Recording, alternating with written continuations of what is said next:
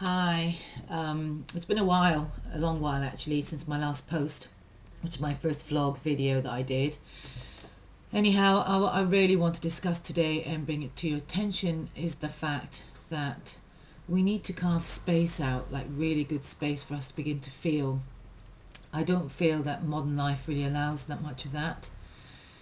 And recently I've noticed in my life, the last few months, it's been very hectic, very busy with lots of different works that I've had to look at, both myself and in my life, and how I've been hijacked by certain jobs or certain things I really wasn't that keen on doing, and how by putting certain priorities, such as financial rather than serving, first as my kind of not intention, but my plan.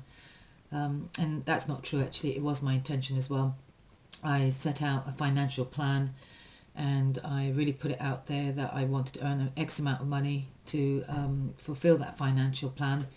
And I found myself getting hijacked and involved in a job that really wasn't for me, which took quite a bit of energy and time. And on reflection, I realised that that's not how really things work for me.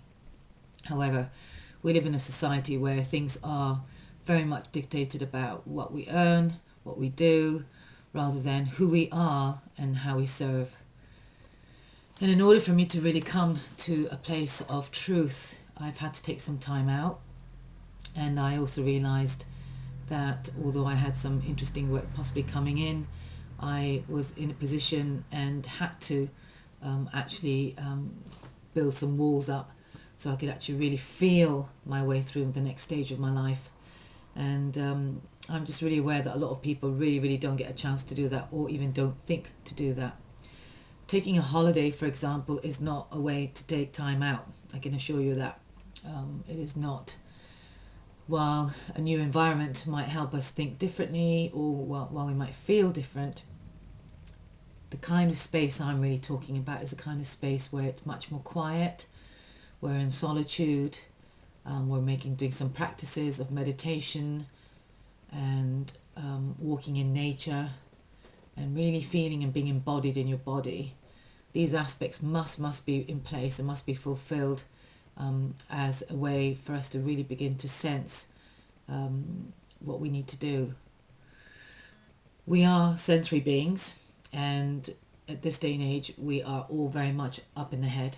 I really know that for a fact. We are bombarded often with information from Facebook, the next business deal, the next six-figure income promise, the next, how-tos. And I feel that in some way, more and more, we are actually really being pulled away from our inner truth and inner heart. Something that I think it's so easy to do. And I've in fact been really limiting myself in Facebook.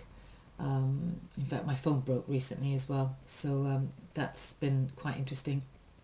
I think so much so that my intention of not really being in communication has really kind of taken place. However, I feel that it's really important, in order for us to sort of alchemize what we intend in our lives, we really need to get to the core of ourselves. And in order to do that, you really need to put a few things in place. So this is what I really recommend. Firstly, you really disengage from all the social media habits that you have. Try and limit it to 5 minutes a day, 10 minutes a day. People might say, oh, I've got to do it for my job, this and that, or I can't do without it. The point is, it's really got out of hand. There are a lot of addictions around social media, a lot of disconnect around our mind being pulled in all directions. And seriously, in order to really start quietening ourselves, we need to really stop all the called multimedia type tools or gadgets, including TV. Just limit it. You need to sit in silence, sit in your body. I'm sure even right now, while you're sitting down, you're not even aware of how your body feels, where the tension might be, because we're so removed and disengaged. So that's number one. Number two, get back into your body. You want to do a yoga practice, a walking practice, just an awareness practice of some kind. And I'm not really sort of looking at sports that are competitive or kind of rough and involves a lot of people. This is a very solitary act, so you really need to sit with yourself and engage in how your body feels. How do your feet feel when you walk? How is your spine? Are you lengthening away from the base of your spine? Are you thinking of your head being nice and tall? All these factors are really, really important for us to be able to be fully engaged in life and in ourselves. And in my view, I really think, having been a bodywork practitioner for many, many years, I am a big advocate that we actually make much more heartfelt and true intelligent choices for ourselves when we are familiar with how our body feels and becoming and being body intelligent. So that's number 2. Number 3, you actually want to be eating well to support yourself, that nourishes you from the deepest part of yourself. So omit all junk foods, any kind of foods that act as an overstimulant. I think coffee's all right, but just limit them to 1 a day, 2 at a max, and certainly watch your sugar levels. All these things act as an irritation and a stimulation for our bodies and mind and our spirits. So those are the very things that also create space in our bodies as well, because they're all interlinked. We're not separate to what we eat, we're not separate to what we do to our bodies, and we're certainly not separate to how we engage in our lives. So, in order to really live a life that we can start hearing what you need to do and really feeling from your heart, you do need to start practicing a few of these 3 fundamental things. Now, on the 4th level, I also recommend that you might practice some kind of meditation, a sitting down engagement where you can maybe feel your breath. And I'm aware that some people are really, really all over the place, that they can't even imagine, and I couldn't even imagine them sitting down to do any meditation. That's because they're just way overstimulated.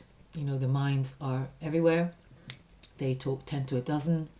Often when people talk a lot, that tends to be due to the fact that they've got throat chakra in imbalance there. So I suggest that for those who are really, really sort of super manic and super need to do this and need to do that, sitting down will be quite hard for you. So I recommend just a real quiet walk where you're focused on your body and feeling your feet possibly walking, or you by all means do sit down and do some focused meditation, maybe where you're looking at a candle or counting your breath, a breath in and then exhale out, count as 1, and you'll then inhale in and then exhale out as count for 2, and then perhaps you want to bring that up to 10 and number 20 or whatever, as long as you can sit focusedly to begin with. My favourite method is actually using this chakra sound, chakra toning, health toning, and I find that super powerful. I think and believe and know it to be an incredible form of realigning ourselves divinely to our spirits, and that is something I will definitely be covering. So if you want to access more information on the chakras, do keep coming back to my channel, which is going to be called Everyday Alchemist, and you will find that I'll be posting more on various chakras, what their tonality is, what the essence of the chakras is, and how we can actually improve our lives by focusing on that. So thanks very much for listening. I'm Rafa Saba, multidimensional coach, and I'll be posting a bit more regularly now, having carved some space for myself and kind of beginning to feel myself back into my life, and I hope that you can do the same. Thanks a lot. Have a good day. Bye.